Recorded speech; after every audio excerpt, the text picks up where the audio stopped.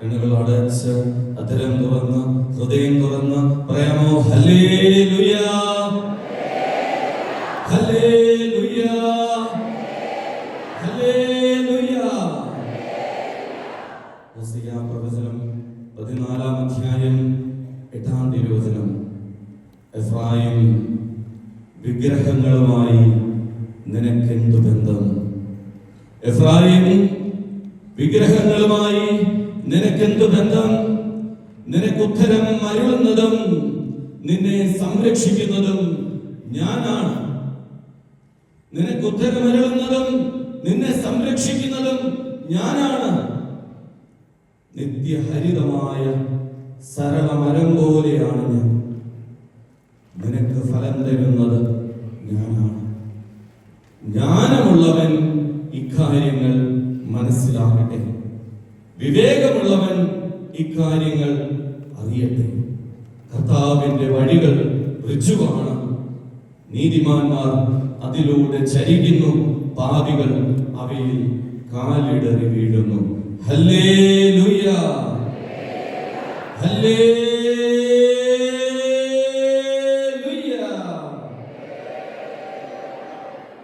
Hallelujah. പരസ്പരം നമുക്ക് സ്തുതിയെടുക്കാം. ഈശോ മിശിഹായ്ക്ക് സ്തുതിയായിരിക്കട്ടെ, ഇപ്പോഴും എപ്പോഴും സ്തുതിയായിരിക്കട്ടെ. ചിരിച്ചുകൊണ്ട് സ്തുതി കൊടുത്തേ. ഇനി കാവൽ മാലാഖമാർക്ക് സ്തുതി കൊടുത്തേ. നമ്മുടെ കാവൽ മാലാഖമാര് നമ്മുടെ കൂടെയുണ്ട്, സ്തുതി കൊടുത്തേ. ഈശോ മിശിഹായ്ക്ക് സ്തുതിയായിരിക്കട്ടെ. അരികിൽ നിൽക്കുന്ന കാവൽ മാലാഖമാർക്ക് തിരിഞ്ഞുകൊണ്ട് സ്തുതി കൊടുത്തേ. നമ്മുടെ വിശുദ്ധർക്ക്, നമ്മുടെ നാമത്തിന് കാരണഭൂതരായ വിശുദ്ധർക്ക് അവരെ മനസ്സിൽ ധ്യാനിച്ച് പ്രാർത്ഥിച്ച് സ്തുതി കൊടുത്തേ.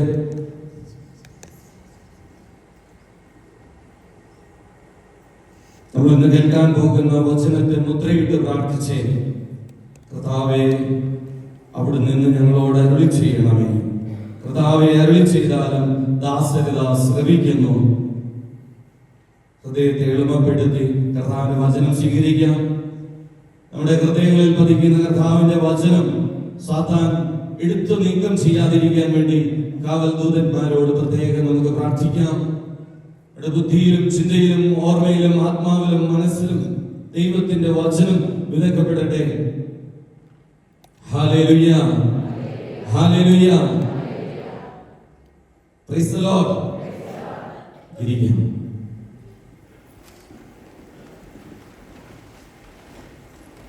ഈശോയിൽ പ്രിയപ്പെട്ടവരെ, നാം ഇന്ന് രണ്ട് കാര്യങ്ങളാണ് ധ്യാനിക്കുന്നത്. Praise the Lord. എത്ര കാര്യങ്ങളാ? ഒരേ രണ്ട് കാര്യങ്ങൾ. ഇത് രണ്ടും നമുക്ക് നമ്മുടെ ആത്മീയ ജീവിതത്തില് ആത്മീയ വളർച്ചയ്ക്ക് ആവശ്യം. രണ്ട് കാര്യങ്ങൾ നമ്മൾ വലിയ ശ്രദ്ധ കൊടുക്കാത്ത കാര്യങ്ങളാണ്, രണ്ട് ഗൗരവമായ കാര്യങ്ങളാണ്.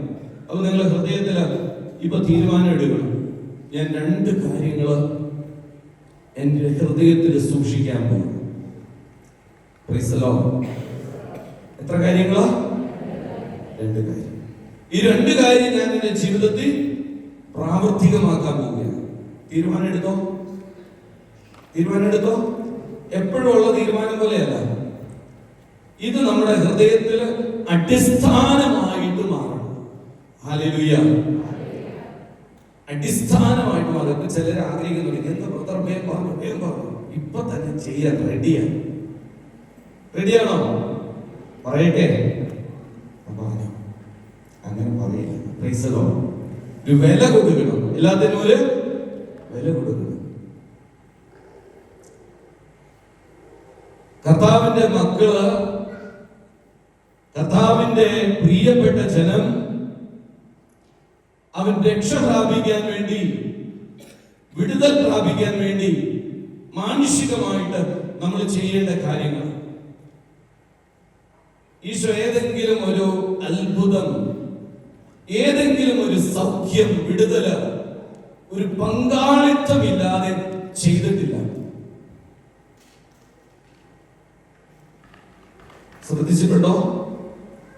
ഈശോയ്ക്ക് ഒരു അത്ഭുതം ചെയ്യണമെങ്കിൽ എന്ത് വേണം? എന്ത് വേണമായിരുന്നു? ഒരു പങ്കാളിത്തം വേണം. കർത്താവിന് നമ്മുടെ ജീവിതത്തിൽ ഒരു അത്ഭുതം ചെയ്യണമെങ്കിൽ, ഒരു വിടുതൽ നൽകണമെങ്കിൽ നമ്മുടേതായ പങ്കുണ്ടാകണം. Hallelujah, hallelujah. ഇത് മാജിക്കൽ. പലപ്പോഴും നമ്മുടെയൊക്കെ ചിന്താ രീതികള് നമ്മുടെ ഹൃദയത്തിലോ മനസ്സിലോ ഒക്കെ എവിടെയോ പതിഞ്ഞു പോയത് അത്ഭുതം എന്നൊരു വാക്കാണ്. ഇല്ലേ? ഇല്ലേ? എന്താണ് അത്ഭുതം? മാജിക്, ഇല്ലേ? മിറക്കൽ. പ്രിയപ്പെട്ടവരെ, ഇന്ന് ഈ അത്ഭുതം നമ്മുടെ ജീവിതത്തിൽ സംഭവിക്കണമെങ്കിൽ കർത്താവിന്റെ വചനം പറയുകയാണ്, നാം ഒരുങ്ങണം, ഒരുക്കമുള്ളവരാകണം. Hallelujah, hallelujah. ഹഗായി പ്രവചന ഗ്രന്ഥത്തിൽ കർത്താവ് ഇപ്രകാരം പറയുന്നു, 2-ാം അധ്യായം 15-ാം തിരുവചനം, കർത്താവിന്റെ ആലയത്തിനു വേണ്ടി കല്ലിന്മേൽ കല്ല് വെക്കുന്നതിന് മുമ്പ് ഇന്നു വരെ നിങ്ങൾ എങ്ങനെ വ്യാപരിച്ചിരുന്നുവെന്ന് ചിന്തിക്കുവിൻ. Hallelujah, hallelujah.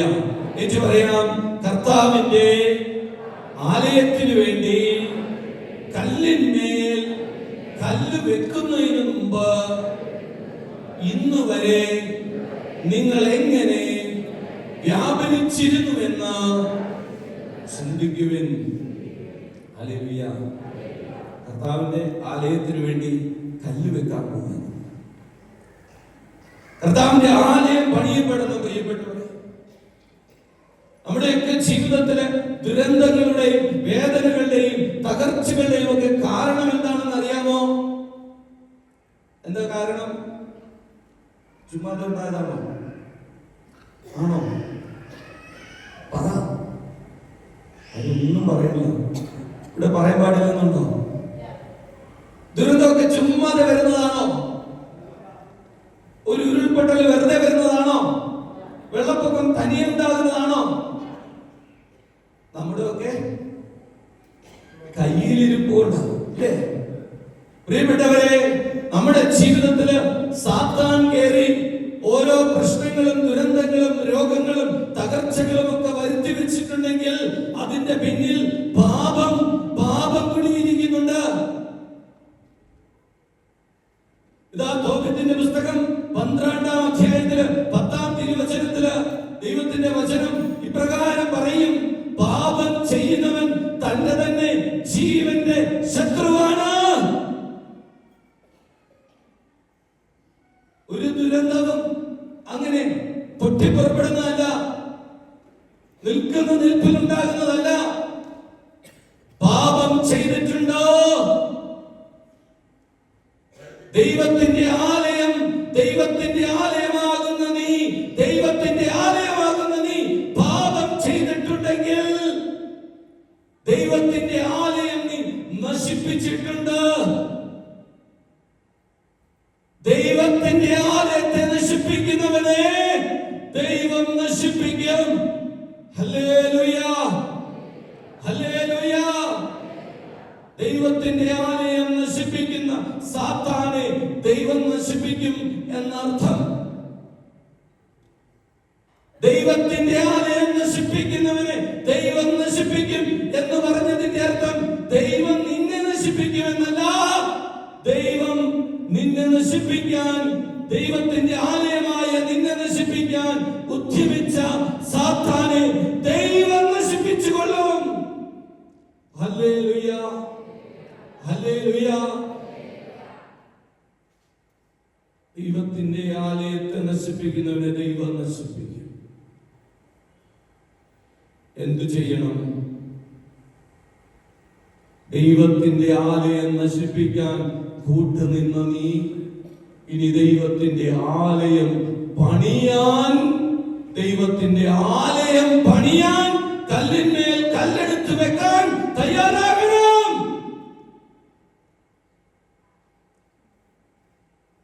ദൈവത്തിന്റെ ആലയം നശിപ്പിക്കാൻ സാത്താന്, പാപത്തിന് കൂട്ടുനിന്ന നീ, കൂട്ടുനിന്ന ഞാൻ ആലയം പണിയാൻ തുടങ്ങണം. Hallelujah, hallelujah. യേശുവേ നന്ദി. ഒന്നാമത്തെ കാര്യം ഇതാണ്, ദൈവത്തിന്റെ ആലയം പണിയാൻ നീ ആരംഭിക്കും. തയ്യാറാണോ? ആണെങ്കിൽ കരമടിച്ച് നിർത്താമേ. സ്തുതിക്കട്ടെ. പറഞ്ഞത് മനസ്സിലായോ? ഇതുവരെ മനസ്സിലായോ? കുഴപ്പമില്ലല്ലോ? ബുദ്ധിമുട്ടുണ്ടോ? അപ്പോ എവിടെയാണ് ആലയം നശിപ്പിക്കാൻ തുടങ്ങിയത്, അവിടെ നിന്ന് ആലയം പണിയാൻ തുടങ്ങുന്നവരായി മാറണം. പ്രിയപ്പെട്ടവരെ, ദൈവത്തിന്റെ ആലയം നശിപ്പിക്കുക എന്നുള്ളതാണ് സാത്താന്റെ ലക്ഷ്യം. മനസ്സിലാകുന്നുണ്ടല്ലോ? പാപം ചെയ്യുമ്പോഴെല്ലാം നമ്മൾ ആരുടെ പക്ഷം നിൽക്കും? സാത്താന് കൂട്ടു നിൽക്കുക. പ്രിയപ്പെട്ടവരെ, പാപം ചെയ്യുക എന്ന് പറഞ്ഞാൽ എന്താണ് അതിന്റെ അർത്ഥം? കർത്താവ് പറയുന്നു, പാപം ചെയ്യുന്നവൻ പാപത്തിന്റെ അടിമയാണ്. മറച്ചു പറഞ്ഞേ, പാപം ചെയ്യുന്നവൻ പാപത്തിന്റെ അടിമയാണ്. അയ്യോ, ഇങ്ങനെയാണോ പറയുന്നത്? അടിമയായതുകൊണ്ടാ, പാപത്തിന്റെ അടിമയായതുകൊണ്ട് നിന്നോട് പറയും അത് നമ്മുടെ വിഷയമല്ല, അത് പറയണ്ട. മറച്ചു പറഞ്ഞേ, പാപം ചെയ്യുന്നവൻ പാപത്തിന്റെ അടിമയാണ്. പാപം ചെയ്യുന്നവൻ പാപത്തിന്റെ അടിമയാണ്. അടിമയെക്കാലവും ഭവനത്തിൽ വസിക്കുകയില്ല. അടിമയെക്കാലവും ഭവനത്തിൽ വസിക്കുകയില്ല. നമ്മൾ എവിടെ വസിക്കുന്നത്? ആലയത്തിലാണോ? ആലയത്തിന്റെ പുറത്താണോ? ദേവാലയങ്ങളായ നാം, ദൈവത്തിന്റെ ആലയങ്ങളായ നാം അടിമയായി മാറി, പുത്രത്വം നഷ്ടപ്പെട്ട്, ദൈവത്വം നഷ്ടപ്പെട്ട് നമ്മളിപ്പോ എവിടെയാ മോളെ? എവിടെയാ നമ്മള്? തെരുവില, വഴിയില, പുറത്ത്. Hallelujah, hallelujah. വചനം പറയുന്നു, കർത്താവിന്റെ ആലയത്തിന് വേണ്ടി കല്ലിന്മേൽ കല്ല് വെക്കുന്നതിന് മുമ്പ് ഇന്നുവരെ നിങ്ങൾ എങ്ങനെ വ്യാപരിച്ചിരുന്നു എന്ന് ചിന്തിക്കുവിൻ. എന്തായിരുന്നു നിങ്ങളുടെ സ്ഥിതി? എന്തായിരുന്നു നിങ്ങളുടെ സ്ഥിതി? 20 അളവ് ധാന്യം കൂട്ടിയിരിക്കുന്നിടത്ത് ചെല്ലുമ്പോൾ 10 അളവേ കാണാനുള്ളൂ. ഒരുപാട് അധ്വാനിച്ചു, ഒരുപാട് കഷ്ടപ്പെട്ടു, നല്ല രീതിയിൽ മക്കളെയൊക്കെ വളർത്തിക്കൊണ്ടുവന്നു, ഒരുപാട് കാര്യങ്ങളൊക്കെ ചെയ്തു. കുടുംബത്തിന് വേണ്ടി, നാട്ടുകാർക്ക് വേണ്ടി, ഇതാ പറമ്പിലും നാട്ടിലുമൊക്കെയായി ഒരുപാട് ക്ലേശിച്ചും കഷ്ടപ്പെട്ടും മുണ്ട് മുറുക്കിയെടുത്തും ഒരുപാട് കണ്ണുനീര് കുടിച്ചും പ്രാർത്ഥിച്ചും കഷ്ടപ്പെട്ട് നമ്മൾ സ്വരുക്കൂട്ടിയതൊക്കെ ഇപ്പൊ എവിടെയാ? ആരാ കൂടെയുള്ള? ആരാ ഒന്ന് തിരിഞ്ഞു നോക്കുന്നേ? ആരാ ഒന്ന് വിളിച്ച് ക്ഷേമം അന്വേഷിക്കുന്നേ? ചങ്കിൽ ചേർത്ത് വെച്ചവരൊക്കെ ചങ്ക് തുളച്ചു കിടന്നു പോയില്ലേ? വീണ്ടും വചനം ചോദിക്കുക, 50 അളവ് വീഞ്ഞ് കോരിയെടുക്കാൻ ചെന്നപ്പോൾ ചക്കിൽ 20 അളവേ ഉള്ളൂ. എങ്ങനെ വളർത്തിക്കൊണ്ടുവന്നതാ മക്കളെ? അല്ലേ? എന്തൊക്കെ സ്വപ്നങ്ങളായിരുന്നു, എന്തൊക്കെ ആഗ്രഹങ്ങളായിരുന്നു. എങ്ങനെ ആരംഭിച്ചതാ ഒരു കുടുംബ ജീവിതം? എങ്ങനെ ആരംഭിച്ചതാ ഈ ആത്മീയ ജീവിതം? എന്നിട്ട് എന്ത് പറ്റി? പറയുന്നത് പോലെ ആത്മാവിൽ ആരംഭിച്ചിട്ട് ജഡത്തിൽ അവസാനിപ്പിക്കുന്ന അവസ്ഥ. പ്രിയപ്പെട്ടവരെ, വീണ്ടും പറയുന്നു, നിങ്ങളുടെ എല്ലാ അധ്വാന ഫലങ്ങളും ഉഷ്ണക്കാറ്റും വിഷമഞ്ഞും കന്മഴയും അയച്ചിനെ നശിപ്പിച്ചു. എന്നിട്ടും നിങ്ങൾ എന്റെ അടുക്കലേക്ക് മടങ്ങി വന്നില്ല. പ്രിയപ്പെട്ടവരെ, ദൈവം അനുവദിക്കും. അവിടെ ജീവിതത്തില് ദൈവത്തിന്റെ ആലയം തകർന്നു കിടക്കുമ്പോൾ, ദൈവത്തിന്റെ ആലയത്തിന് നമ്മൾ യാതൊരുവിധ ചിന്തയും ഇല്ലാതെ അതിനെ പുനരുദ്ധരിക്കുവാൻ, അതിനെ പണിതുയർത്തുവാൻ ഒരാഗ്രഹവുമില്ലാതെ നമ്മൾ മുമ്പോട്ട് പോകുമ്പോൾ ദൈവം ചില തകർച്ചകളൊക്കെ അനുവദിക്കും. അനുവദിച്ച പല വേദനകളും നമ്മളെ തകർക്കും. നമ്മൾ ഇന്ന് അനുഭവിക്കുന്നതൊക്കെ ദൈവം അറിയാതെയൊന്നുമല്ല, ദൈവം അനുവദിക്കാതെയല്ല. എനിക്കത് പറയുന്നതിൽ യാതൊരു സങ്കടവും ഇല്ല, എനിക്കത് പറയുന്നതിൽ യാതൊരു മടിയില്ല. Hallelujah, hallelujah, hallelujah. ചിലപ്പോഴൊക്കെ നമ്മുടെ ജീവിതത്തിലല്ല സങ്കടകരമായ ക്ലേശകരമായ ജീവിത സാഹചര്യങ്ങളിലെല്ലാം കടന്നു വന്നു കഴിയുമ്പോ നമ്മൾ എന്ത് പറയും? വല്ലാത്തൊരു അടുത്ത വാക്ക് പറഞ്ഞ് സിസ്റ്റേഴ്സ് പറയും സഹനം, അല്ലേ? സഹനമാണ്, സഹനമായിട്ട് രണ്ടാമത്. ഹല്ലേലൂയ. പ്രിയപ്പെട്ടവരെ, സഹനം വിശുദ്ധർക്കുള്ളതാണ്, തെറ്റിദ്ധരിക്കരുത്. Price the Lord. ഹല്ലേലൂയ. സഹനം ആർക്കുള്ളതാ? വിശുദ്ധർക്കുള്ളതാ. വിശുദ്ധരാണോ നമ്മള്? ഇങ്ങനെ പറയാം, സഹനങ്ങള്, കഷ്ടങ്ങള് നമ്മളെ വിശുദ്ധീകരിക്കാനുള്ളതാണ്. Hallelujah, hallelujah, hallelujah, hallelujah. കഷ്ടതകളും ക്ലേശങ്ങളും നമ്മുടെ ജീവിതത്തിലേക്ക് വന്നു കഴിയുമ്പോ അവ ദൈവം അയച്ചതാണെന്ന് മനസ്സിലാക്കി ദൈവത്തിന്റെ ലക്ഷ്യം ആ തകർച്ചയുടെ പിന്നിൽ എന്താണെന്ന് തിരിച്ചറിയുമ്പോൾ, അത് സ്വീകരിച്ചു കഴിയുമ്പോൾ അത് വിശുദ്ധീകരണത്തിലൂടെ നമ്മളെ സഹനത്തിലേക്ക് നയിക്കും. Hallelujah, hallelujah. റോമർക്ക് എഴുതിയ ലേഖനം, വിശുദ്ധ പൗലോസ് റോമർക്ക് എഴുതിയ ലേഖനം അധ്യായം 5, 4, 5 വചനങ്ങൾ വായിക്കുമ്പോൾ നാം ഇങ്ങനെ കാണും. കഷ്ടത നമുക്ക് സഹനശീലവും, സഹനശീലം നമുക്ക് ആത്മധൈര്യവും പ്രദാനം ചെയ്യും. Hallelujah, hallelujah.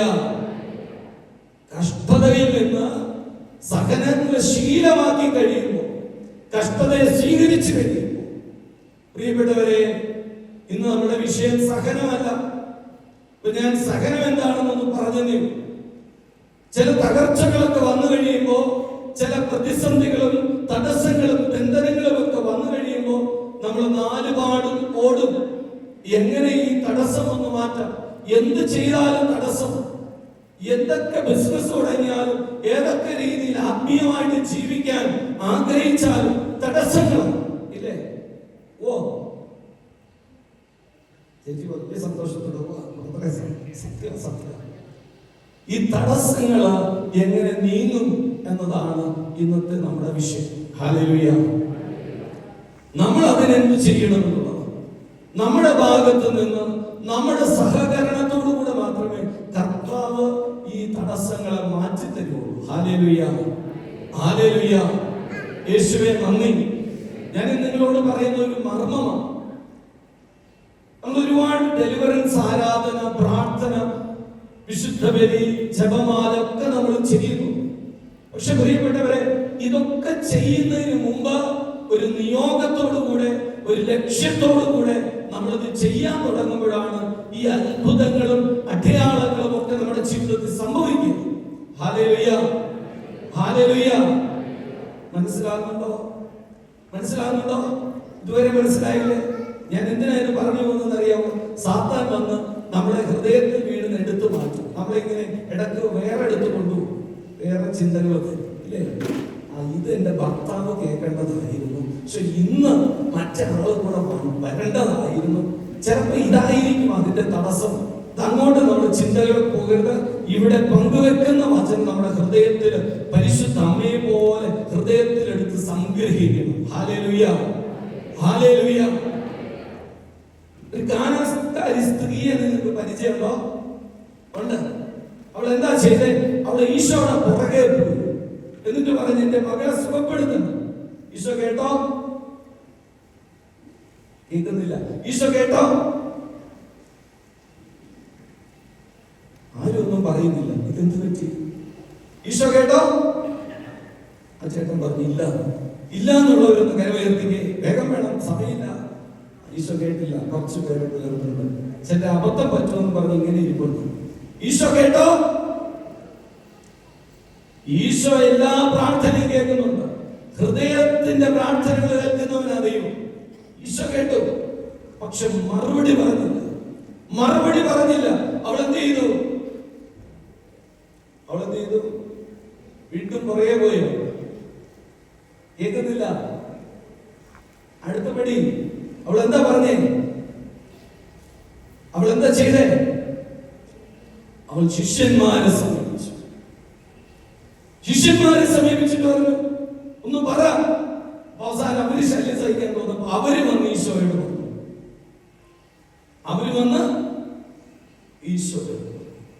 നോക്കിക്കേ, ഇതാ നമ്മളൊക്കെ ചെയ്യുന്നത്.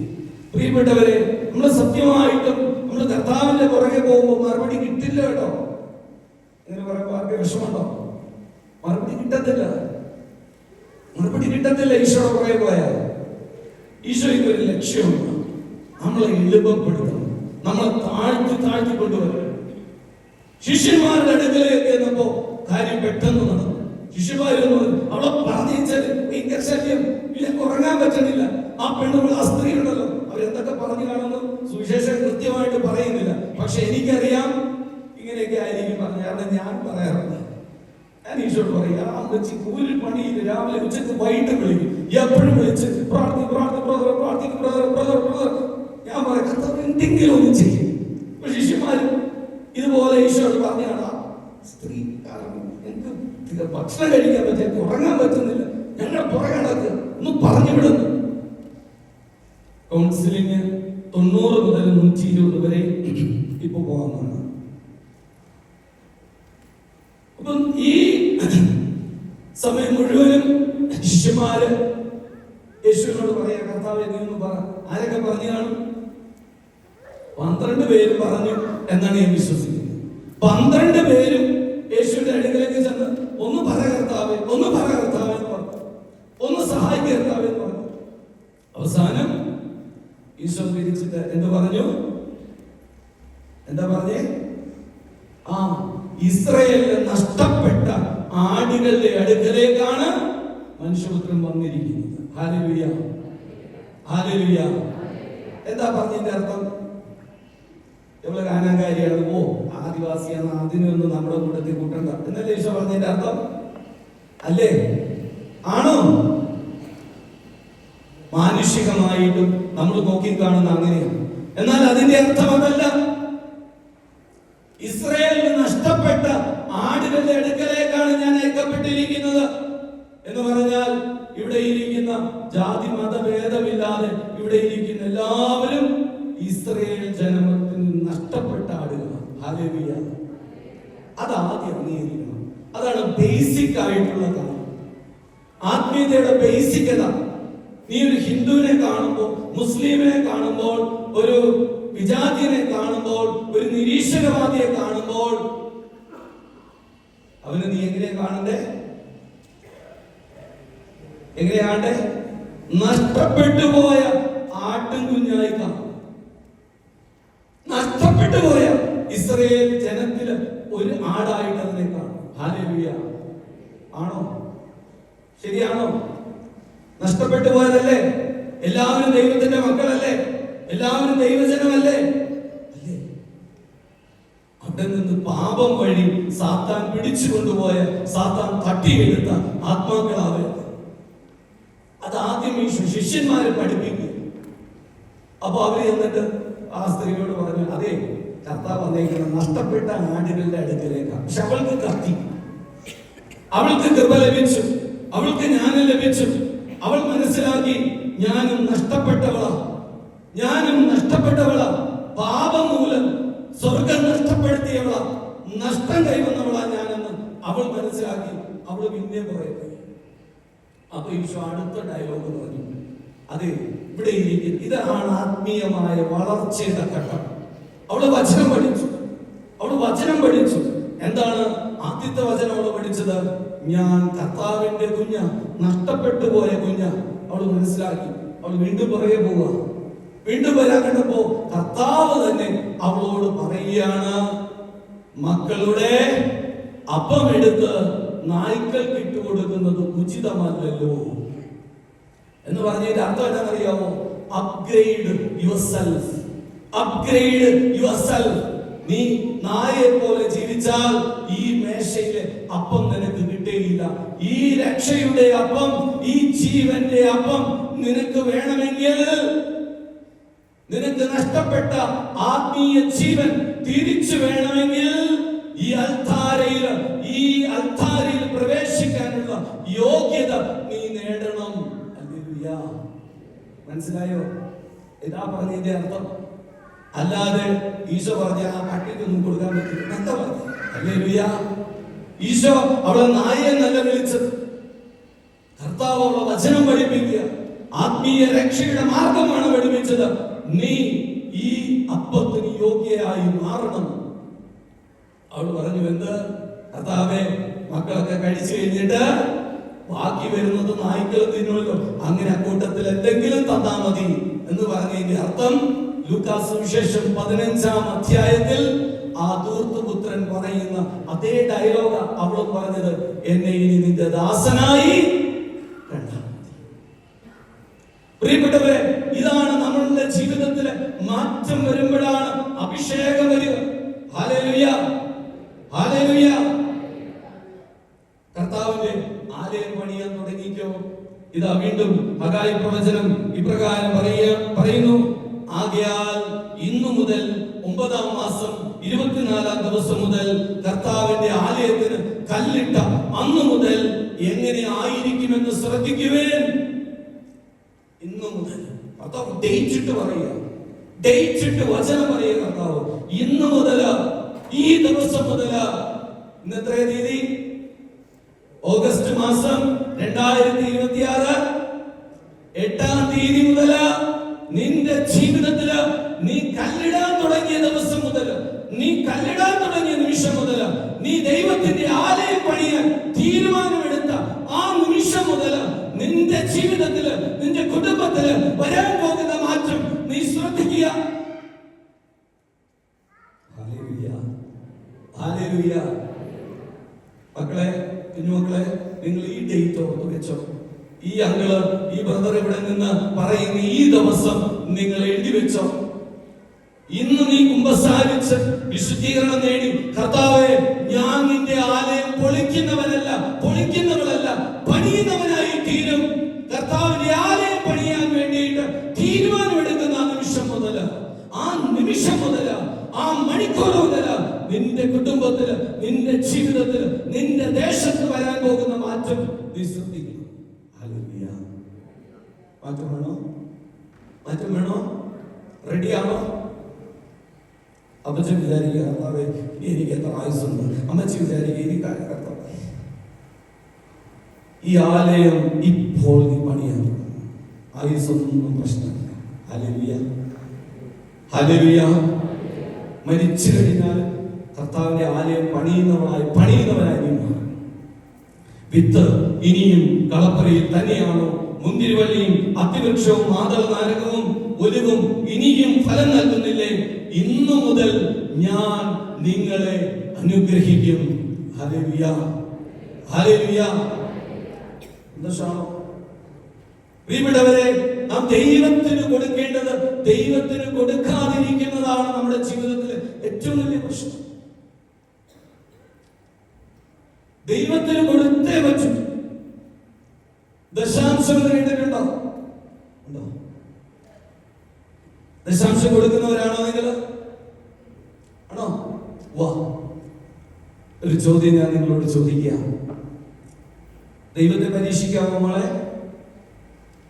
നിന്റെ ദൈവമായ കർത്താവിനെ പരീക്ഷിക്കരുത് എന്ന് എഴുതപ്പെട്ടിരിക്കുന്നു. നീ വായിച്ചിട്ടില്ലേ? കർത്താവ് സാത്താനോട് ചോദിക്കുക, ദൈവത്തെ പരീക്ഷിക്കാവോ?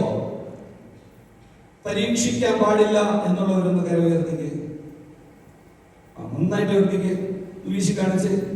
ഏകദേശം എല്ലാവരും. ഇനി കരം ഉയർത്താത്തവരാരാ? ദൈവത്തെ പരീക്ഷിക്കാം എന്ന് പറയുന്നവരൊന്ന് കര ഉയർത്തിക്ക്. ഒരു ചേച്ചി, 2, 3, 4 പേര് ദൈവത്തെ പരീക്ഷിക്കാം എന്ന് പറഞ്ഞു.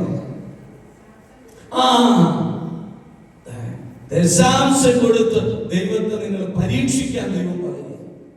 ഇതാണ് കൊടുക്കേണ്ടത്. അതെ, ഇതാ കർത്താവ് പറയുന്നു, മലാക്കി പ്രവചനം 3-ാം അധ്യായത്തിൽ, മനുഷ്യൻ ദൈവത്തെ കൊള്ളയടിക്കുമോ? എന്നാൽ നിങ്ങൾ എന്നെ കൊള്ള ചെയ്യുന്നു. എങ്ങനെയാണ് ഞങ്ങൾ അങ്ങേ കൊള്ള ചെയ്യുന്നതെന്ന് നിങ്ങൾ ചോദിക്കുന്നു. ദശാംശങ്ങളിലും കാഴ്ചകളിലും തന്നെ നിങ്ങൾ ജനം മുഴുവനും എന്നെ കൊള്ള ചെയ്യുന്നത് കൊണ്ട് നിങ്ങൾ അഭിശപ്തരാണ്. ദശാംശം മുഴുവൻ കലവറയിലേക്ക് കൊണ്ടുവരുവിൻ. എന്റെ ആലയത്തിൽ ഭക്ഷണം ഉണ്ടാകട്ടെ. ഞാൻ നിങ്ങൾക്കായി സ്വർഗ കവാടങ്ങൾ തുറന്ന് അനുഗ്രഹങ്ങൾ വർഷിക്കുകയില്ലേ എന്ന് നിങ്ങൾ പരീക്ഷിക്കുവിൻ. ഹല്ലേലൂയ. പരീക്ഷിക്കാറുണ്ടോ? പരീക്ഷിച്ചിട്ടുണ്ടോ? പരീക്ഷിച്ചിട്ടില്ല. പരീക്ഷിച്ചോ? പരീക്ഷിച്ച് നോക്ക്. ദശാംശം കൊടുക്കണോ? കൊടുക്കാറുണ്ടോ? നമുക്കൊരു പള്ളിക്കൊക്കെ ഇത്ര ഇഷ്ടംപോലെ പൈസ ഞങ്ങൾക്കൊന്നുമില്ല. പ്രിയപ്പെട്ടവരെ, സമ്പത്ത് മാത്രമല്ല കർത്താവിന് കൊടുക്കേണ്ടത്. Hallelujah, hallelujah. യേശുവേ നന്ദി, യേശുവേ ആരാധന, യേശുവേ മഹത്വം. ഹല്ലേലൂയ. മത്തായിയുടെ സുവിശേഷം 22-ാം അധ്യായം 20-ാമത്തെ തിരുവചനം. യേശു ചോദിച്ചു, ഈ രൂപവും ലിഖിതവും ആരുടേതാണ്? സീസറിന്റേത് എന്നവർ മറുപടി പറഞ്ഞു. അവൻ അരുളി ചെയ്തു, സീസറിനുള്ളത് സീസറിനും ദൈവത്തിനുള്ളത്. ആരുടെ രൂപവും ലിഖിതവും അവിടെ ഇരിക്കണേ? അടുത്തൊന്ന് നോക്കി. ആരുടെ രൂപ, ആരുടെ ലിഖിതമായുള്ള അച്ചേട്ടൻ നോക്കി. അച്ചേട്ടന്റെ രൂപം ആരുടെ രൂപ? ഈശോയുടെ രൂപ. ഹല്ലേലൂയ. ആ പറഞ്ഞ ചേച്ചിയുടെ രൂപ ആരുടെയാ? ഈശോയുടെ രൂപ. അപ്പൊ ചേച്ചി ദൈവത്തിനുള്ളത് ദൈവത്തിനുള്ളത് ദൈവത്തിന് കൊടുക്കണം. പ്രിയപ്പെട്ടവരെ, നമ്മുടെ സമ്പത്തിന്റെ ദശാംശം ദൈവത്തിന് കൊടുക്കണം. നമ്മുടെ ആരോഗ്യത്തിന്റെ ദശാംശം ദൈവത്തിന് കൊടുക്കണം. നമ്മുടെ സമയത്തിന്റെ ദശാംശം ദൈവത്തിന് കൊടുക്കണം. ദൈവം തരുന്നതിന്റെ ഒക്കെ ദശാംശം ദൈവത്തിനുള്ളതാണ്. Hallelujah, hallelujah. സിസ്റ്റേഴ്സ്, അച്ഛന്മാരൊക്കെ ദശാംശം കൊടുക്കുന്നവരാണോ? അവര് ദശാംശമല്ല കൊടുക്കുന്നത്, അവര് 100% ദൈവത്തിന് കൊടുത്തവരാണ്. ഹല്ലേലൂയ. മനസ്സിലായോ? അവരെല്ലാം കൊടുത്തു കഴിഞ്ഞു, പൂർണ്ണമായിട്ട് കൊടുക്കും. നമ്മുടെ ഹൃദയം കർത്താവിന് പൂർണ്ണമായി കൊടുക്കും. അത് കൊടുത്തു കഴിഞ്ഞാൽ മാത്രമേ പ്രിയപ്പെട്ടവരെ അനുഗ്രഹത്തിന്റെ കവാടങ്ങൾ തുറക്കപ്പെടുകയുള്ളൂ. ഇപ്പൊ ദൈവത്തിന്റെ ആലയം പണിയുക എന്ന് പറഞ്ഞാൽ ദൈവത്തിന്റെ ആലയത്തിൽ ഭക്ഷണം ഉണ്ടാകണം. ഭക്ഷണം ഉണ്ടാകുക എന്ന് പറഞ്ഞാൽ വചനം പങ്കുവെക്കപ്പെടണം. ദൈവ ശുശ്രൂഷ നടക്കണം. ദൈവവേല നടക്കണം. ദൈവവചനം പ്രഘോഷണം ഉണ്ടാകണം. രോഗികളും പാപികളും ആകുലരുമായി മനുഷ്യരെ ആശ്വസിപ്പിക്കപ്പെടണം. പ്രിയപ്പെട്ടവരെ, അതിനൊക്കെ നമ്മളെ കൊണ്ട് ആവുന്നത് പോലെ നല്ല, പറ്റുന്ന പോലെ നല്ല വചനം പറയുന്നത്. ദശാംശം കർത്താവിനുള്ളത്, നിന്റെ സമ്പാദ്യത്തിന്റെ 10% കർത്താവിനുള്ളത്. എന്നൊരു വളരെ വലിയൊരു വേദന ജനകമായ അവസ്ഥ. ഒരു കുടുംബത്തിൽ ഒരു മകൻ, എന്ത് പറയുന്നത് നിങ്ങൾ തെറ്റിദ്ധരിക്കരുത് കേട്ടോ, കമ്പ്യൂട്ടർ എഞ്ചിനീയറൊക്കെ പഠിച്ച് നല്ല രീതിയിൽ നല്ല മാർക്കൊക്കെ വാങ്ങിച്ച് പാസ്സായി. അപ്പൊ ഞാൻ ഈ അമ്മയോട് അപ്പനോട് പറഞ്ഞു, എന്റെ ആദ്യത്തെ ശമ്പളം കർത്താവിന് കൊടുക്കണം, ദൈവവേലക്ക് മാറ്റി വെക്കണം. എവിടെയെങ്കിലും നിങ്ങളുടെ ദേവാലയത്തിലോ അല്ലെങ്കിൽ ഏതെങ്കിലും ധ്യാന കേന്ദ്രങ്ങളിലോ നിങ്ങൾക്ക് ഇഷ്ടമുള്ളിടത്ത് ആരും അറിയാണ്ട് കൊടുക്കണം, ചെയ്യണമെന്നോ.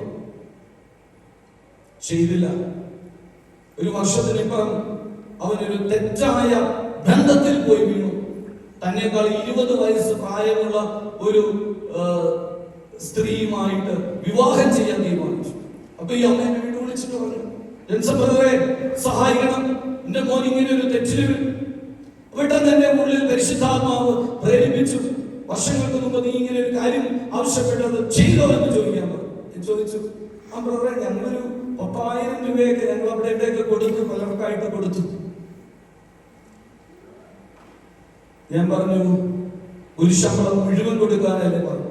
ഈ ബ്രദറെ, അത്രയൊക്കെ വേണോ? ദശാംശം കൊടുത്താൽ പോരെ?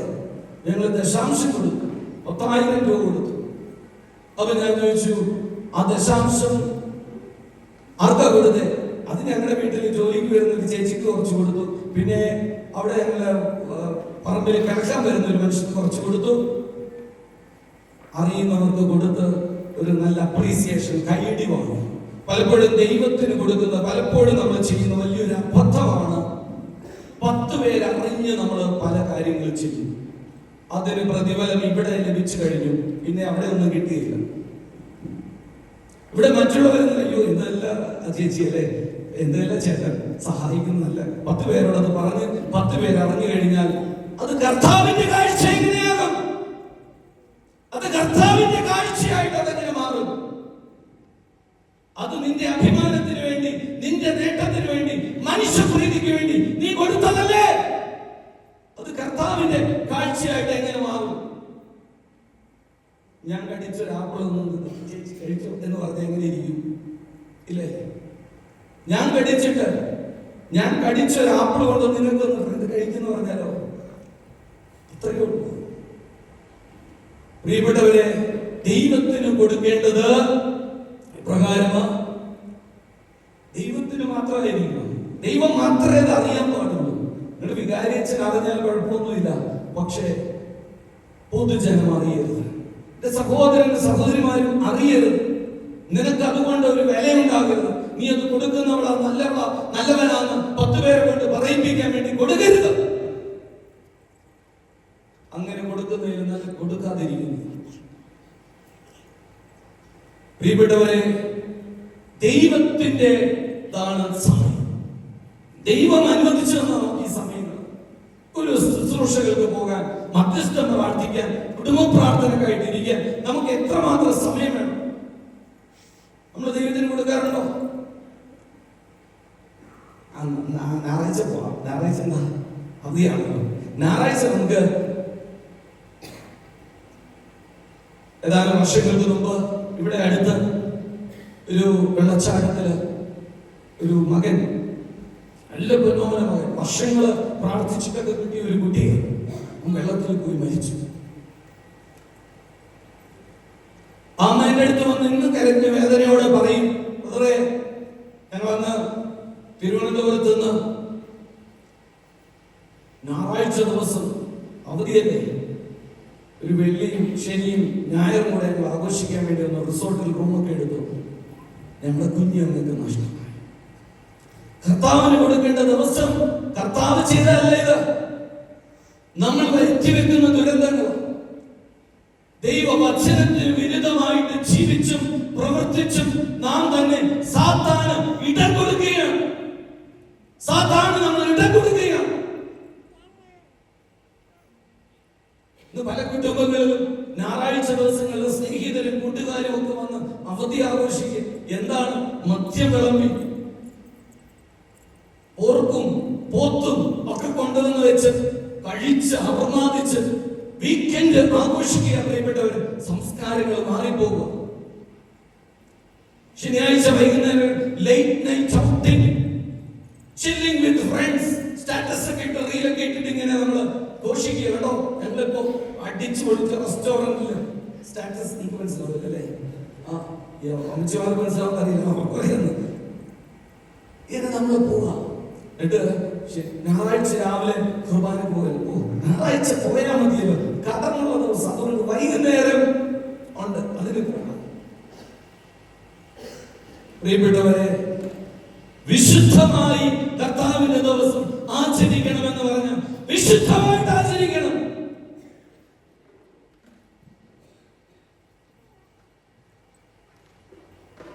എനിക്ക് തോന്നുമ്പോ എന്റെ ക്ഷീണമൊക്കെ മാറി എന്റെ സൗകര്യത്തിന് അൽത്താരക്ക് അരികിൽ പോകാമെന്നൊരിക്കലും വെക്കരുത്.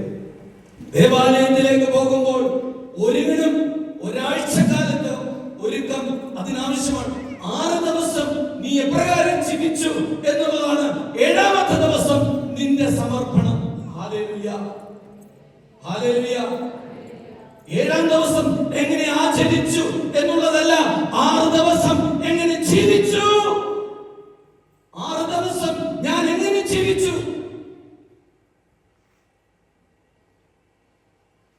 ഏഴാം ദിവസം പിടിച്ചെന്ന് നല്ല സാരിയൊക്കെ ഉടുത്ത് നല്ല കുട്ടപ്പനായി തേച്ച് വിരിച്ചെന്ന് നാക്ക് നീട്ടി വരുന്ന ഒന്നിനെ പോലെ അല്ലേ?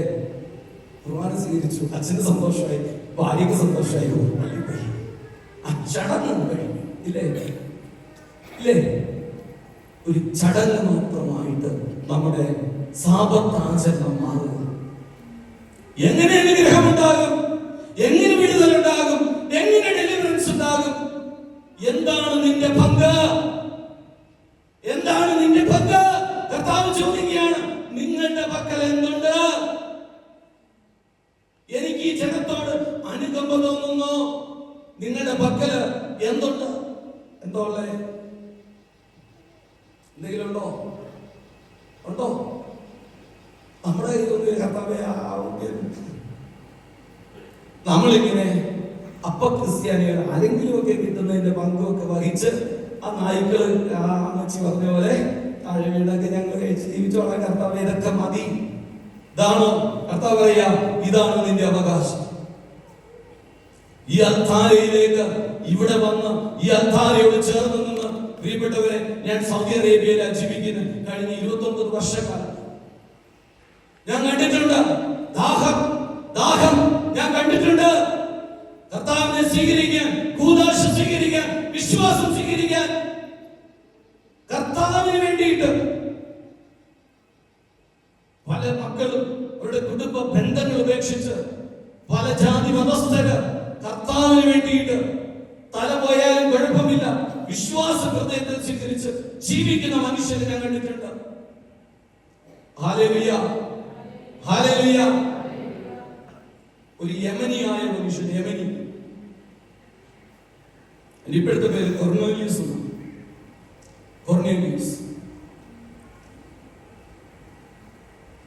കർത്താവിനെ തിരിച്ചറിയാവുന്ന മുതൽ എനിക്ക് ഈശോയെ സ്വീകരിക്കണം, എനിക്ക് മാമോദീസ സ്വീകരിക്കണം, എനിക്ക് വിശുദ്ധ കുർബാന സ്വീകരിക്കണം. ഹല്ലേലൂയ, യേശുവേ നന്ദി. നമുക്കുണ്ടോ ദാഹം? നമുക്കിവിടെ എന്തും കിട്ടുന്നുണ്ടോ? ഇന്നും ജോയിയച്ഛനാണോ? അല്ലെ ഇന്നും മറ്റേ ഈ അച്ഛനോ ജോസഫ് അച്ഛനാണോ? അല്ലേ അല്ലേ? ഈ മനോഭാവത്തോടെ നമ്മൾ ഈ അൽത്താരയിൽ നിന്ന് ഈശോയെ കാണാനുള്ള കാഴ്ച നമുക്ക് നഷ്ടമായി. ഈ അൽത്താരയിൽ സംസാരിക്കുന്ന ഈശോയെ കേൾക്കാനുള്ള കഴിവ് നമുക്ക് നഷ്ടമായി. നമ്മുടെ ഇടവക ദേവാലയത്തിൽ സക്രാരിയിൽ വീർപ്പുമുട്ടി, സ്നേഹം കൊണ്ട് വീർപ്പുമുട്ടിയിരിക്കുന്ന ഈശോയെ നമുക്ക് തിരിച്ചറിയാൻ പറ്റാതെ നമ്മളോട് നടക്കുക. വിടുതൽ ഡെലിവറൻസ് കിട്ടണം. പ്രിയപ്പെട്ടവരെ, എങ്ങനെ ഡെലിവറൻസ് ഉണ്ടാകുമെന്ന് അറിയാവോ? ആദ്യം നീ തുടങ്ങും, നീ ആരംഭിക്കണം. നീ ആരംഭിക്കുമ്പോൾ കർത്താവ് അത് അവസാനിപ്പിക്കും. Hallelujah, hallelujah. യേശുവേ നന്ദി, യേശുവേ ആരാധന. ഹല്ലേലൂയ. ഒരിക്കലും ചിന്തിക്കരുത് ആരെങ്കിലും വന്ന് തലയെ കൈവച്ച് എനിക്ക് ഡെലിവറൻസ് അങ്ങനെ കിട്ടുന്നല്ല. നിനക്ക് ആഗ്രഹമുണ്ടോ എന്ന് കർത്താവ് ചോദിക്കും. കണ്ണ് കാണാത്തവനെ കണ്ടപ്പോ ഈശോ ചോദിക്കാം, അതെ എന്താ വേണ്ടേ? നിനക്ക് ഞാൻ എന്ത് ചെയ്തു തരണം? കുഷ്ഠരോഗിയെ കണ്ടപ്പോ ഈശോ ചോദിക്കാം, നിനക്ക് ഞാൻ എന്ത് ചെയ്തു തരണമെന്നാണ് നീ ആഗ്രഹിക്കുന്നത്? അങ്ങോട്ട് ചോദിക്കാം, നിനക്ക് ആഗ്രഹമുണ്ടോ? നീ തുടങ്ങിയോ? മാറ്റം വരേണ്ടത് എന്നില. ഞാൻ ആരംഭിക്കുമ്പോൾ കർത്താവ് അത് അവസാനിപ്പിക്കും. ഹല്ലേലൂയ. കർത്താവ് അത് പൂർത്തിയാക്കും. കർത്താവിന്റെ അവസരമാണ്. നിങ്ങൾ കല്ല് വെക്കാൻ തുടങ്ങും. കല്ലിടാനല്ല, മറ്റുള്ള ജീവിതത്തിൽ പോയിട്ട് കഞ്ഞിയിൽ കല്ലിടുന്ന പരിപാടിയല്ല. കർത്താവിന്റെ ആലയത്തിന് വേണ്ടി കല്ലിടാൻ തുടങ്ങുമ്പോൾ കർത്താവ് നിന്റെ ജീവിതത്തിലും. Hallelujah, hallelujah. യേശുവേ നന്ദി, യേശുവേ ആരാധന. വീണ്ടും റോമർക്ക് എഴുതിയ ലേഖനത്തില് 13-ാം അധ്യായത്തിലേക്ക് വരുന്നു. അധികാരത്തോടുള്ള വിധേയത്വം ദൈവത്തിന് കൊടുക്കേണ്ടതാണ് ഞാൻ പറയുന്നത് കേട്ടോ. നമ്മൾ വിചാരിക്കും ദൈവത്തിന് ഇങ്ങനെ റൊസാപ്പൂക്കളും തിരികളൊക്കെ കത്തിച്ച് നേരിട്ട് കൊണ്ടേ കൊടുക്കുക. കർത്താവ് അതല്ല ആവശ്യപ്പെടുന്നത്. കർത്താവ് നമ്മുടെ ഹൃദയ ഭാവത്തെ ശ്രദ്ധിക്കുന്നു. ഇതാ വചനം പറയുകയാണ്, 12-ാം അധ്യായം 20-ാം തിരുവചനം, നിന്റെ ശത്രുവിന് വിശക്കുമ്പോൾ ഭക്ഷിക്കാനും ദാഹിക്കുന്നെങ്കിൽ കുടിക്കാനും കൊടുക്കുക. എന്താ പറയുന്നേ? അടുത്ത ഡെലിവറൻസിന്റെ മെത്തഡോളജിയാണ്. നിന്റെ ശത്രുവിന് കൊടുക്കുക, ശത്രുവിന് കൊടുക്കുക എന്ന് പറഞ്ഞ നാളെ അപ്പവും മുട്ടക്കറിയും കൊണ്ട് ശത്രുവിന് കൊടുക്കാനല്ലേ പറഞ്ഞത്. നിന്റെ ശത്രുവിന് വിശക്കുമ്പോൾ നീ അവന് ഭക്ഷിക്കാൻ കൊടുക്കുക, അവന് ദാഹിക്കുമ്പോൾ നീ കുടിക്കാൻ കൊടുക്കുക. എന്താണ് നിന്റെ ശത്രു വിശക്കുന്നത്? എന്താ ശത്രുവിന്റെ വിശപ്പെന്താന്ന് അറിയോ?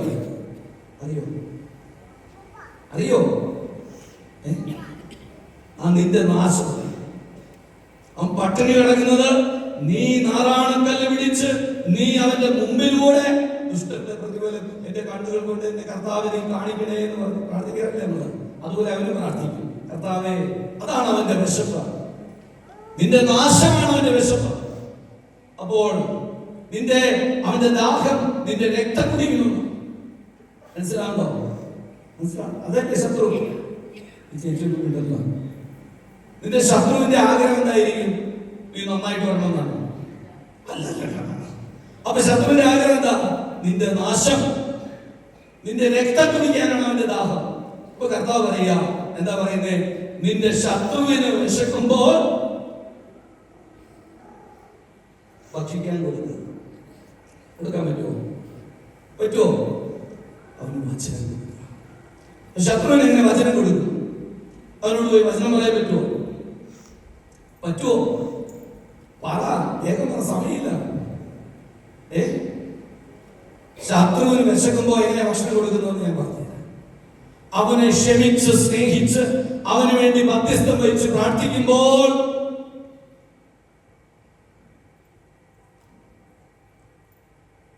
ഒരു ഉദാഹരണം പറയാം. ഈ സഹോദരിയെ പറ്റി ഒരു അടുത്തുള്ള ഒരു വളരെ മോശമായ ഒരു കാര്യം പറഞ്ഞു നോക്ക്. ഈ സഹോദരി സാരമില്ലതേ വേണ്ടി പ്രാർത്ഥിക്കാം എന്നാ പറഞ്ഞ വ്യക്തിയോട് അവരോട് പറയുക, അതൊന്നും കുഴപ്പമില്ല. ഒരു പ്രതികരണമില്ലാതെ അവരെ സ്നേഹിച്ച് അവർക്ക് വേണ്ടി കുർബാന അർപ്പിച്ചൊക്കെ പ്രാർത്ഥിച്ചു കഴിയുമ്പോൾ ആ വ്യക്തിയിലേക്ക് ദൈവം അവന്റെ മേല് അനുതാപത്തിന്റെ. പ്രിയപ്പെട്ടവരെ, നമ്മുടെ ചുറ്റുമുള്ള ശത്രുക്കൾ ആയി നമ്മൾ ഗണിക്കുന്നവരൊക്കെ അവര് നമ്മുടെ ശത്രുക്കളൊന്നുമില്ല. ദൈവം അയച്ചവരാണ്. ദൈവം നമ്മളെ വിശുദ്ധീകരിക്കാൻ, ശക്തീകരിക്കാൻ, നമ്മളെ കൂടുതൽ അഭിഷേകം ചെയ്യാൻ വേണ്ടി. ദൈവത്തിന്റെ അഭിഷേകം ഒരിക്കലും നമ്മൾ വിചാരിക്കുന്ന പോലെ ഇങ്ങനെ പരിശുദ്ധാത്മാവ് ഇങ്ങനെ വന്നിട്ട് അഭിഷേകം അത് നമുക്ക് മാമോദീസ കിട്ടി. പിന്നെ ഉള്ളതൊക്കെ എന്താ? ഈ മാമോദീസായി കിട്ടിയ അഭിഷേകം ടെസ്റ്റ് ചെയ്തുകൊണ്ടിരിക്കുക. ഇടക്കിടക്ക് ഈ അഭിഷേകത്തെ നമ്മൾ ജ്വലിപ്പിക്കുന്നു. നമ്മൾ ജ്വലിപ്പിച്ചു കഴിയുമ്പോഴാണ് പരീക്ഷണങ്ങൾ ഉണ്ടാകുമ്പോൾ നമ്മൾ ഭ്രമിച്ചു പോകരുത്. അയ്യോ, ഇതെന്താ ഇങ്ങനെ എന്ന് ചിന്തിക്കരുത്. പരിശുദ്ധാത്മാവ് അഭിഷേകം നമുക്ക് തരും. ഞാൻ ഇനി പറയാൻ പോകുന്ന രണ്ടാമത്തെ വിഷയം, പെട്ടെന്ന് സമയമില്ലാത്തതുകൊണ്ട് അടുത്ത വിഷയത്തിലേക്ക് വരികയാണ്. അപ്പൊ അതിന് നമുക്ക് വേണ്ട സഹായം, രണ്ടാമത്തെ സഹായം, ഡെലിവറൻസിന് നമ്മളെ സഹായിക്കുന്ന നമ്മുടെ കാവൽ ദൂതന്മാർ. ഹല്ലേലൂയ. വിശുദ്ധരുടെ കൂട്ടായ്മ. അതിൽ ഞാൻ കാവൽ ദൂതന്മാരെ കുറിച്ച് പറയാൻ ആഗ്രഹിക്കുക. ഹല്ലേലൂയ. പ്രിയപ്പെട്ടവരെ, പുറപ്പാട് പുസ്തകം 14-ാം അധ്യായത്തിൽ 14-ാം തിരുവചനം പറയുന്നു, നിങ്ങൾ ശാന്തരായിരുന്നാൽ മതി, കർത്താവ് നിങ്ങൾക്ക് വേണ്ടി യുദ്ധം ചെയ്തുള്ളൂ. 20-ാം അധ്യായത്തിന്റെ 4-ാം തിരുവചനം പറയുന്നു, നിങ്ങളുടെ ദൈവമായ കർത്താവാണ് നിങ്ങളുടെ കൂടെ വന്ന് ശത്രുക്കൾക്കെതിരായി യുദ്ധം ചെയ്ത് വിജയം നേടിത്തരുന്നത്. ഹല്ലേലൂയ. നിയമാവർത്തനം 20:4, നിങ്ങളുടെ ദൈവമായ കർത്താവാണ് നിങ്ങളുടെ കൂടെ വന്ന് നിങ്ങളുടെ ശത്രുക്കൾക്കെതിരായി യുദ്ധം ചെയ്ത് വിജയം നേടിത്തരുന്നത്. നമ്മൾ എന്ത് ചെയ്യണം? വിജയം തരുന്ന കർത്താവിന്റെ കൂടെ നിൽക്കുക. നമ്മൾ യുദ്ധം ചെയ്യാൻ പോകരുത്. ആരെയും തോൽപ്പിക്കാൻ നോക്കണ്ട, ആരെയും യുദ്ധം ചെയ്യാൻ പോകണ്ട. നമ്മൾ അവരുടെ നമ്മുടെ കാവൽ മാലാഖമാരോട് പറയാം, ഈ പ്രശ്നം ഒന്ന് പരിഹരിച്ചു തരണം. പ്രിയപ്പെട്ടവരെ, പൈശാചിക ശക്തികളോട് നമുക്ക് യുദ്ധം ചെയ്യാൻ പറ്റില്ല. ഇങ്ങനെ പറയുമ്പോൾ നിങ്ങൾ വിഷമം വിചാരിക്കുന്നത്. അപ്പോസ്തലന്മാർക്ക്, അഭിഷിക്തർക്കാണ് കർത്താവ് അപ്പോസ്തലികമായ അധികാരം നൽകിയിരിക്കുന്നത്. പിശാചുകളെ ബന്ധിക്കാനും ബഹിഷ്കരിക്കാനുള്ള അഭിഷേകം അവരുടെ മേലാണുള്ളത്. നമ്മൾ പ്രാർത്ഥിച്ചാൽ മതി. അവരുടെ അഭിഷേകത്തോട് ചേർന്ന് നിന്ന് പ്രാർത്ഥിക്കുക മാത്രമേ നമ്മൾ ആത്മാവിൽ ചെയ്യാവൂ. ദൈവമക്കൾ ചെയ്യാവൂ. നമ്മൾ ശാന്തരായി പ്രാർത്ഥിച്ചുകൊണ്ടിരിക്കും. നമ്മളൊന്നും ചെയ്യാമോ?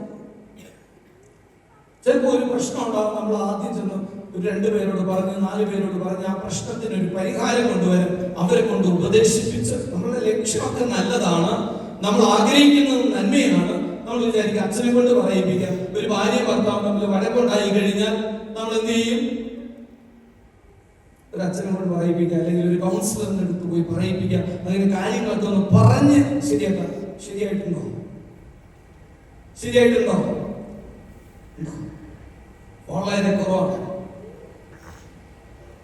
എന്തുകൊണ്ടാണ് എന്നറിയാമോ? നമ്മള് സ്വർഗീയമായ സഹായം തേടണം. സ്വർഗീയമായ സഹായം തേടണം. ദാനിയേൽ പ്രവചന ഗ്രന്ഥത്തിൽ നാം ഇങ്ങനെ കാണുന്നുണ്ട്. 9-ാം അധ്യായം, 10-ാം അധ്യായം, 11-ാം അധ്യായം വായിക്കാൻ സമയമില്ല, നിങ്ങളെടുത്ത് വായിക്കണം. ദാനിയേൽ വിശുദ്ധനായിരുന്നു, പരിശുദ്ധനായിരുന്നു, ദൈവത്തിന് പ്രിയപ്പെട്ടവനായിരുന്നു.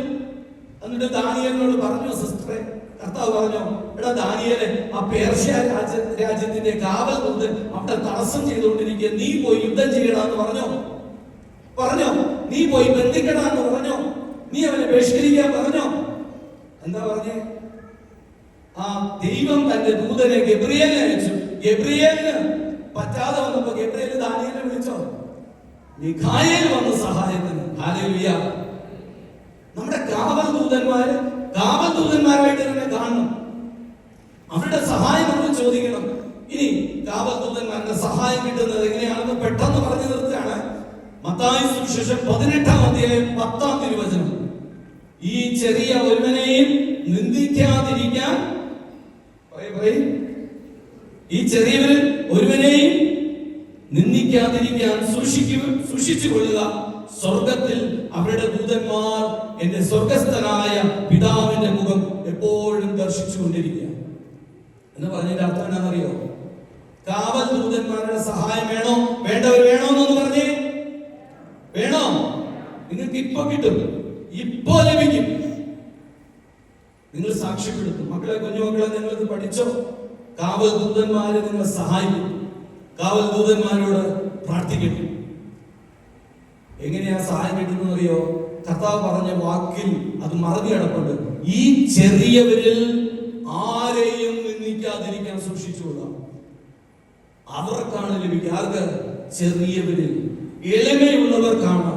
എളിമയിൽ ജീവിക്കുന്നവർക്കാണ്. ചെറിയതായി ജീവിക്കുന്നവർക്ക്, ചെറിയവനായി ചെറിയവളായി തീരാൻ ആഗ്രഹിക്കുന്നവർക്ക് ആരുടെ സഹായം ലഭിക്കും? കാവൽ ദൂതന്മാരുടെ സഹായം.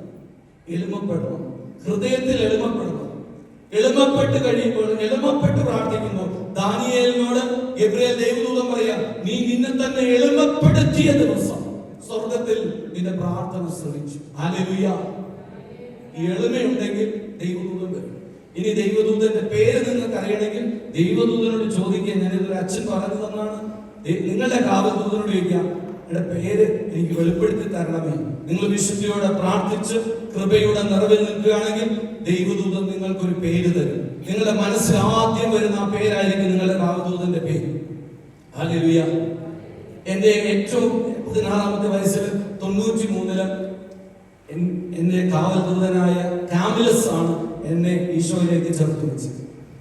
അത് ഞാൻ പിന്നീട് ദൈവം അനുഗ്രഹിക്കുന്ന സമയത്ത് സാക്ഷ്യം പറയും. ഹല്ലേലൂയ. അപ്പൊ 2 കാര്യങ്ങൾ ഞാൻ പറഞ്ഞു. ഒന്ന്, ദൈവത്തിനുള്ള കൊടുക്കുക.